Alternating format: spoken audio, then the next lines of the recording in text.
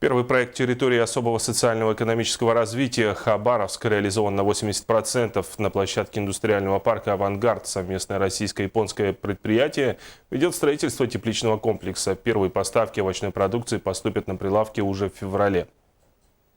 Комплекс был возведен в кратчайшие сроки. Еще летом на этом месте был пустырь. За 4 месяца здесь появился огромный тепличный комплекс, в котором будут выращивать огурцы и помидоры. На объекте будут применяться все новейшие технологии в агроиндустрии. Например, растения будут выращиваться без земляного грунта с использованием питательного раствора.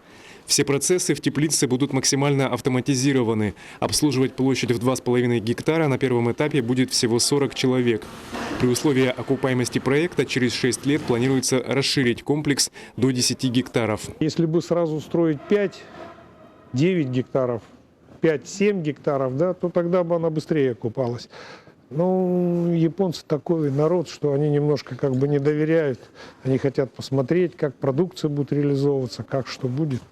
Поэтому не рискуют сразу так сильно. Это и так для них риск. Средства в строительство вкладывает японская компания JGC Evergreen. Она же контролирует ход работ.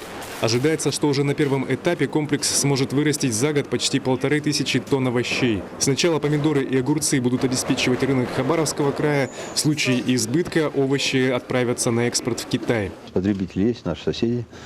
Они сегодня готовы и готовятся к тому, что принимать от нас продукцию различного направления, экологически чистую.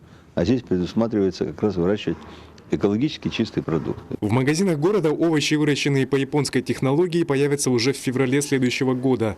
Это будут огурцы и помидоры. В перспективе с расширением планируется выращивать также клубнику и красный перец. Стас Михайлов, НВК «Саха», Хабаровск.